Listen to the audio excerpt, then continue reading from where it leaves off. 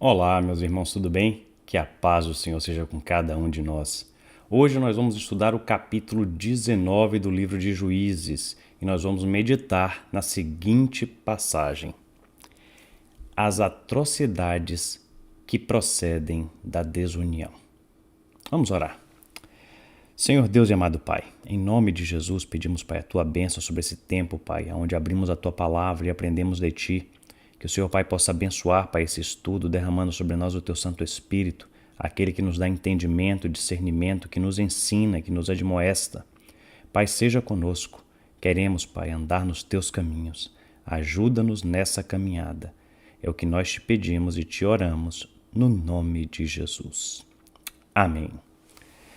Meus irmãos, as atrocidades que procedem da desunião.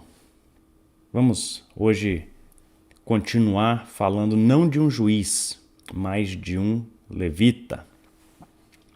O livro de Juízes vai terminar, com essa história do levita. Não é um juiz, não é como a gente vinha observando os demais juízes, mas eu acho que é super importante a gente parar e literalmente meditar na história desse levita. Vamos lá. Então, a primeira coisa que eu quero que vocês prestem atenção é que o capítulo 19 vai começar mais uma vez afirmando que não havia rei em Israel. E qual é o objetivo de falar isso? Mais uma vez, é aquela falta de liderança, é a falta de unidade. Israel ainda não estava constituído enquanto nação. As tribos eram dispersas, cada um agia conforme o que achava correto, e a gente já viu isso em diversas outras passagens. Mas no capítulo 19, tem 2 pontos que eu quero explorar com você hoje. O primeiro deles é a hospitalidade. E na cultura do Antigo Oriente, e talvez ainda hoje em diversos lugares no Oriente, as pessoas valorizam muito a questão da hospitalidade. E a valorização é extrema. A gente vai ver dos versos 3 ao verso 9. Literalmente, o levita chega para poder pegar a sua concubina e o pai dela faz de tudo para que ele permaneça ali e vai tratando ele a pão de ló, como a gente falaria, em termos de dizer, está tentando fazer tudo, para que esse levita não saia dali. E ele se estende por alguns dias e esse sogro continua ali, que é o pai da moça, continua ali tentando fazer com que ele fique, até que chega um ponto no 5º dia que ele fala, não, agora eu vou me embora e vou caçar o rumo. Então eu quero ler aqui para você uma nota, na Bíblia de Estudo, que vai falar um pouquinho desse esforço intencional para ser hospitaleiro a todo custo. Leia comigo aqui, quer dizer, ouça.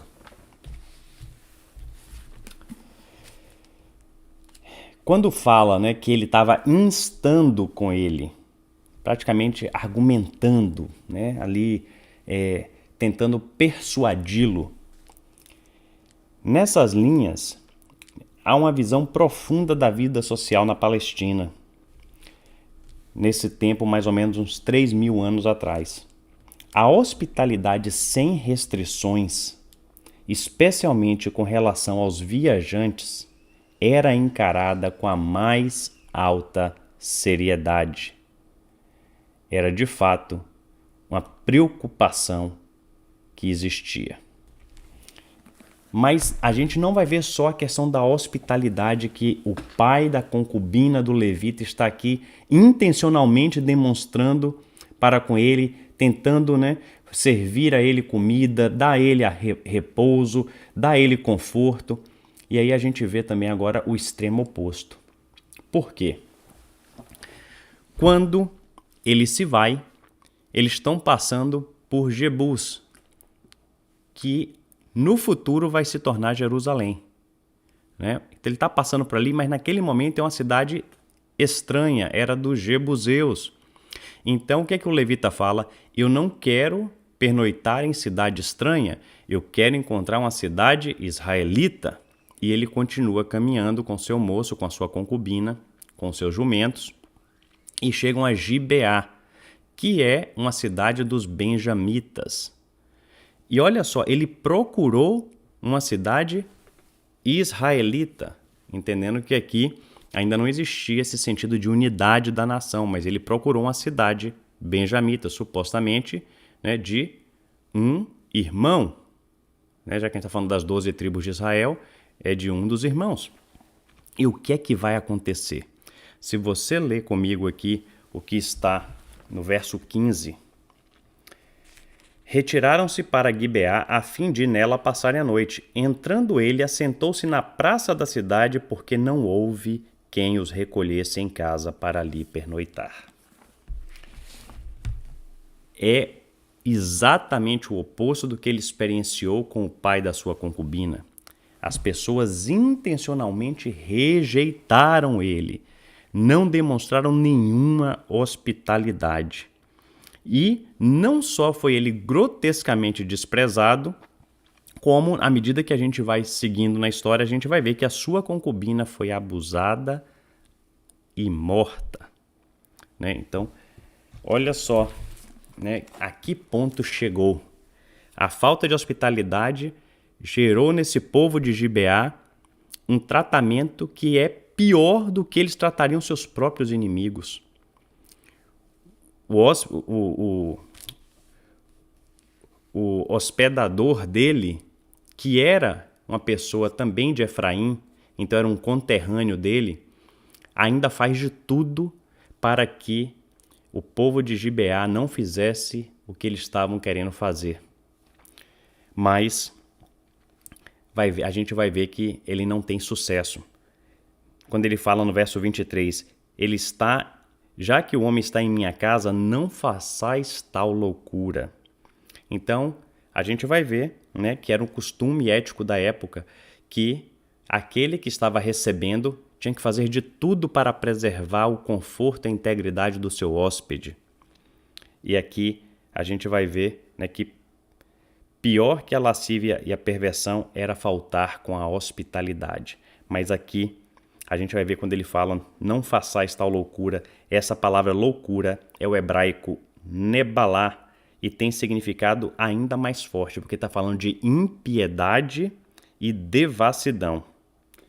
Então, a gente vai ver que, infelizmente, o povo de Gibeá pega a concubina do levita, abusa dela e a mata. Então, a gente vê aqui justamente o oposto do que é a hospitalidade. E a segunda coisa que eu queria falar, né, a gente falou de hospitalidade, tanto da hospitalidade como da falta de, e agora a gente vai falar de uma outra coisa que chamou muito a atenção ao longo de todo esse capítulo 19. Acompanhe comigo. Falta de unidade enquanto povo de Deus, enquanto nação. E talvez isso seja muito comum hoje entre os cristãos.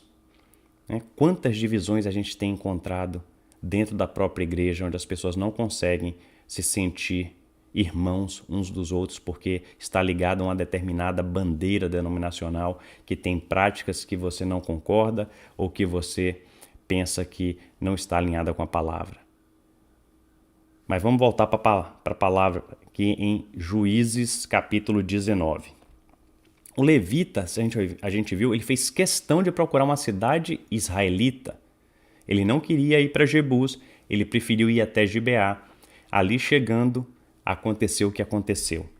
E aí, a gente vai ver que uma vez que a concubina é morta e de manhã, quando ele abre a porta, ela jazia a porta, ele bota ela no seu jumento, leva ela para onde ele estava indo, para a sua casa.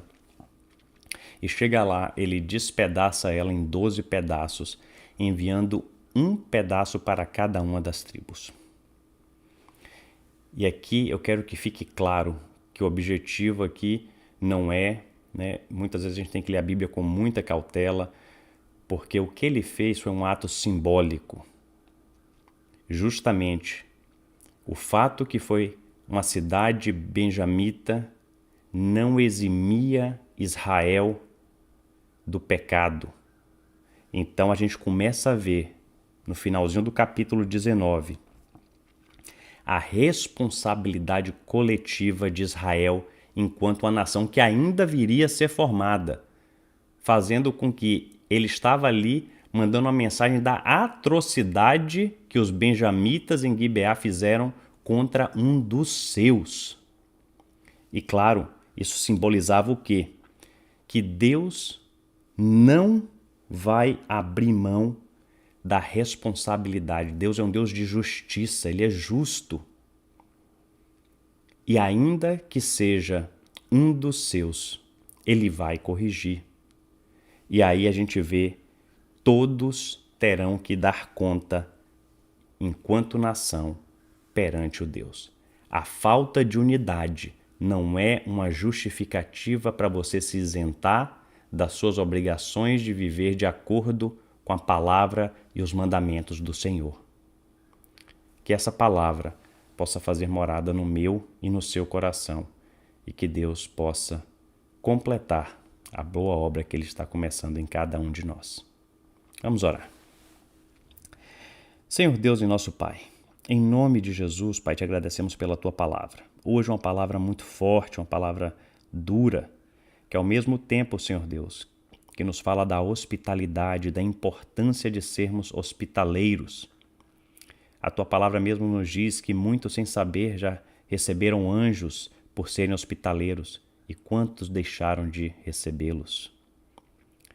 Mas mais do que isso, Senhor Deus, vimos que a falta de unidade não é razão para nos eximirmos da nossa responsabilidade diante do Senhor. Ajuda-nos, Pai, a viver de acordo com esta palavra. Abençoa-nos, Pai, nos nossos caminhos, que possamos viver em retidão, em justiça, honrando e glorificando o Teu nome. E jamais, Senhor Deus, jamais cometendo atrocidades, porque não estamos unidos com os nossos irmãos. Perdoa-nos, ó Pai, pelos nossos pecados e abençoa-nos na nossa jornada. Essa é a oração que te fazemos. Em nome do Pai, do Filho e do Espírito Santo. Amém. Meus irmãos, muito obrigado pela sua companhia e até o nosso próximo encontro com a palavra. Deus os abençoe.